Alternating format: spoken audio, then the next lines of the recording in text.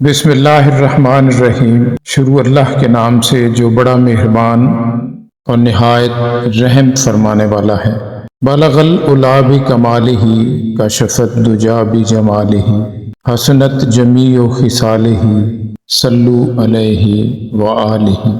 عقیدوں اور نظریات سے محبت نہیں ہو سکتی، محبت انسان سے ہوتی ہے۔ اگر پیغمبر صلی اللہ علیہ وآلہ وسلم سے محبت نہ ہو تو خدا سے محبت یا اسلام سے محبت نہیں ہو سکتی۔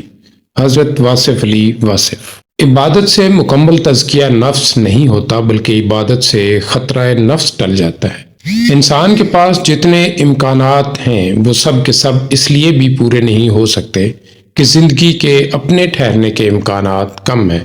الفاظ کے ہی دم سے انسان کو جانوروں سے زیادہ ممتاز بنایا گیا۔ انسان کو انسان پر روک جمانے اور انہیں جھڑکی دینے کا کوئی حق نہیں۔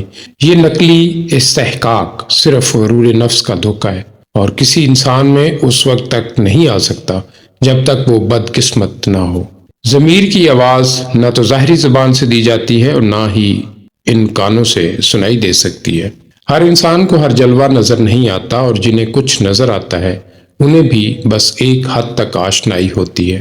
کہانی سنانے والا کوئی نہ ہو تو بھی کہانی خود کہانی سناتی رہتی ہے۔ تذبذب اس مقام کو کہتے ہیں جہاں آگے جانے کی ہمت نہ ہو اور واپس جانا ممکن نہ ہو۔ انسان اپنا بہت کچھ بدل سکتا ہے، حتیٰ کہ شکل بھی تبدیل کر سکتا ہے، لیکن وہ فطرت نہیں بدل سکتا۔ کامیاب معاشرہ وہی ہے کہ چپکے سے فرائض ادا ہوتے رہے اور چپکے سے حقوق ادا ہوتے رہے۔ عظیم لوگ وہ ہوتے ہیں جو درد کے صحراؤں میں بیٹھ کر دنیا کو نخلستان کی خبر دیتے ہیں۔ اگر ایک آدمی آپ کے پاس سے گزرا، اس نے آپ کو دیکھا اور خاموشی سے آپ کی زندگی اور آپ کی حفاظت کے بارے میں دعا کر دی تو اس سے دل کا رابطہ قائم ہو گیا۔ حق والے کو اس کا صحیح حق مل جانا ہی عدل ہے۔ زبان اور کان کے استعمال سے پہلے آنکھوں کا استعمال کرنا چاہیے۔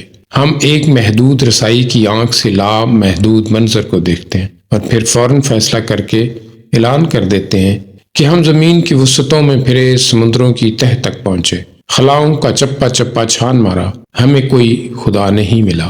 جن لوگوں کو اللہ کی معرفت ہوئی انہوں نے یہی اعلان فرمایا کہ حق کی معرفت ادا کرنا انسان کے بس کی بات نہیں۔